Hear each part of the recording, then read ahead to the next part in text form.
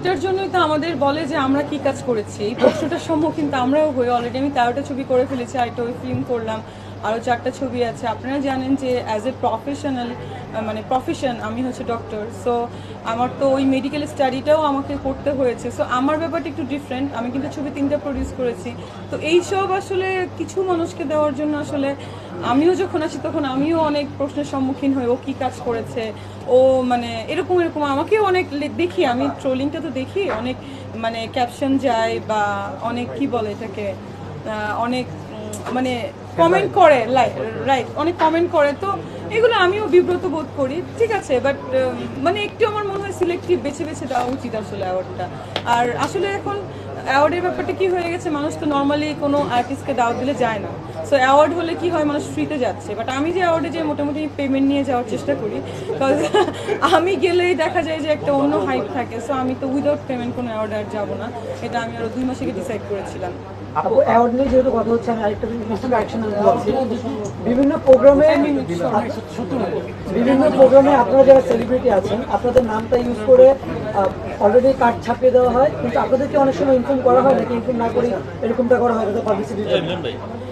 আমাকে আসলে ইনফর্ম করা হয়, আমি 2-1 বার ছেড়েছি, যেগুলো আমি মানে আমার পার্সোনাল আইডি থেকে আমি পোস্ট করি, অবশ্যই আমি সেই অ্যাওয়ার্ডগুলোতে আসার চেষ্টা করি। আমি দুটোতে আমি আসিনি বিকজ হচ্ছে আমার প্রবলেমের কারণে, আমার মানে মেন্টাল ক্রাইসিসের কারণে। তো ওরকম আমি দেখেছি আমার ছবি ইউজ করে অনেক মানে সাংবাদিক আপনারা বা যারা আছেন ইউটিউবার বা যারা মানে ইয়েতে আছেন কন্টেন্ট ক্রিয়েটার, তারাও দেখা যায় যে যাওয়ার পর আমাকে টেক্সট করে আপনি কেন আমাদের হতাশ করলেন।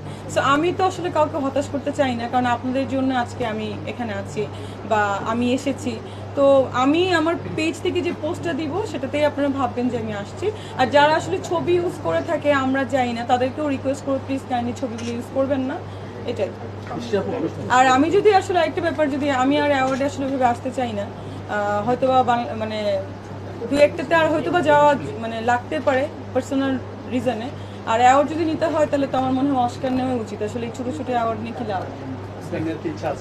অবশ্যই অবশ্যই, কেন না, অফকোর্স আমি দিতে পারি। হ্যাঁ অফকোর্স, আসলে এই অ্যাওয়ার্ড তো আসলে বাংলাদেশে আপনারা জানেন যে অ্যাওয়ার্ড কেনা যায়, মানে আমাদের হয়তো বা যে ভিউর জন্য আমাদেরকে ডাকে, যাদের একটু হাইপ আছে, অনেকে আছে অ্যাওয়ার্ড কিন্তু টাকা দিয়ে কিনছে।